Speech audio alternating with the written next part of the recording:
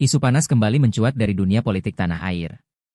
Mantan Presiden Joko Widodo, Jokowi, disebut-sebut melakukan manuver strategis dengan mengambil alih kendali Partai Solidaritas Indonesia, PSI, dari tangan putranya, Kaesang Pangarep.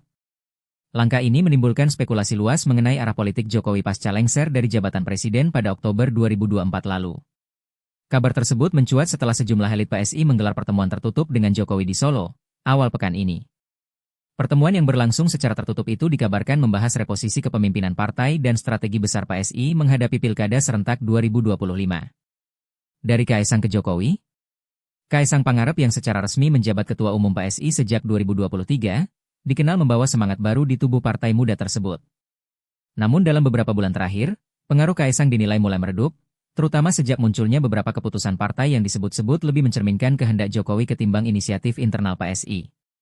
Sejumlah kader menilai arah kebijakan PSI kini lebih selaras dengan kepentingan politik Jokowi ketimbang agenda kaderisasi partai, ujar seorang sumber internal PSI yang enggan disebutkan namanya. Beberapa pengamat politik menyebut manuver ini sebagai langkah Jokowi untuk memastikan eksistensinya tetap kuat dalam peta kekuasaan nasional, khususnya menghadapi Pilkada DKI Jakarta dan pemilihan gubernur di sejumlah provinsi kunci. Reaksi publik dan elit politik. Manuver ini menuai reaksi beragam dari berbagai pihak. Sebagian publik menilai langkah Jokowi sah-sah saja sebagai bagian dari dinamika politik demokratis. Namun, tak sedikit pula yang mengkritik apa yang mereka anggap sebagai politik dinasti dan dominasi Jokowi di luar masa jabatannya.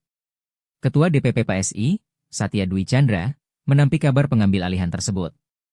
Tidak ada pengambil alihan.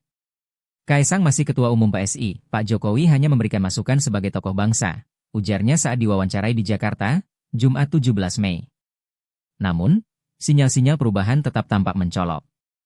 Dalam beberapa unggahan media sosial resmi PSI, peran Jokowi tampak lebih menonjol ketimbang Kaesang.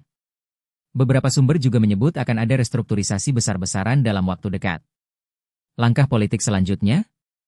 Meski belum ada pernyataan resmi dari Jokowi maupun Kaesang, spekulasi mengenai masa depan PSI dan keterlibatan Jokowi dalam politik pasca presiden terus bergulir.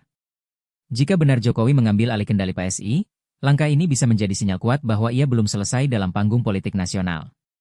Apakah ini awal dari transformasi PSI menjadi kendaraan politik baru Jokowi?